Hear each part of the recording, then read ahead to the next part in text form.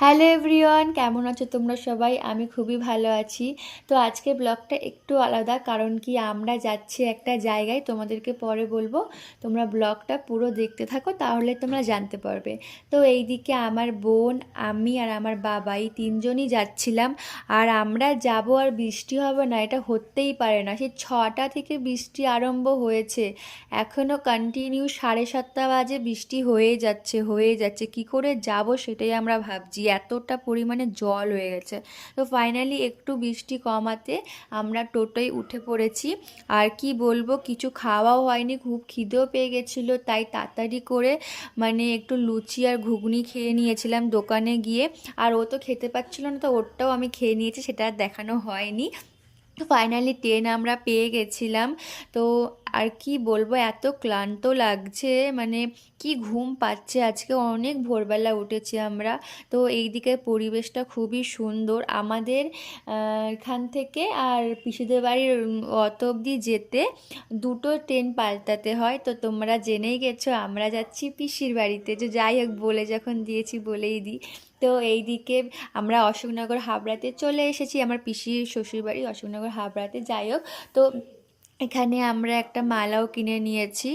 আর অর্পিতা কিছু একটা বলছিল, তাই খুব হাসি লাগছিল। আর এইখানকার মিষ্টি আমার সবথেকে ফেভারিট, এত সুন্দর। আর সবথেকে বড় কথা, এত পরিষ্কার না জায়গাটা, আমার খুবই ভালো লাগে। মিষ্টির দোকানে যদি পরিষ্কার না হয়, খেতে ভাল লাগে না। তো যাই হোক, তারপরে আমরা টোটোয় উঠে গেছি, কারণ কি স্টেশন থেকে আবার টোটোয় উঠতে হয়। তো আজকে দাদুর হচ্ছে গিয়ে কাজ ছিল। তো আমার বাবা বসে আছে, এটা আমার পিসির মেয়ে, আমার বোন হয়। তো ও আমার সাথে একটু হাই হ্যালো করছিল, তোমাদেরকে হাই হ্যালো বলছিল। তো আজকের মেনু হচ্ছে, তোমরা দেখে নিও একটু পজ করে। যাই হোক, আর আমি অনেক কিছু খাইও নি এখানে। না, ফার্স্ট টাইম এই পকোড়াটা খেয়েছি, উচ্ছের পকোড়া। আর ডালটা না খুব সুন্দর হয়েছিল। আর আমার ডাল আলু ভাজা খুব ভালো লাগে। এঁচোড়ের তরকারি ছিল, তারপর কাতলা মাছ ছিল, তারপরে চাটনি, পাঁপড়, মিষ্টি, দই, সব কিছুই ছিল। আমি বেশি কিছু খাইনি। তারপর গরম জল দিয়ে হাত ধুয়ে নিয়েছিলাম।